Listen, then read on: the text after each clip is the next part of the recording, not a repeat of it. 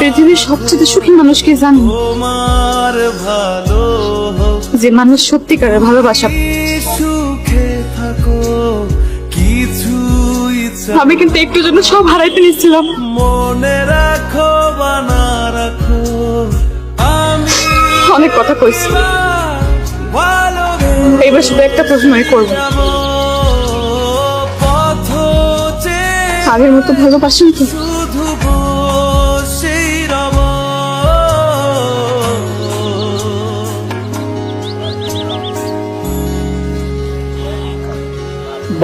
ভেজা ভেজা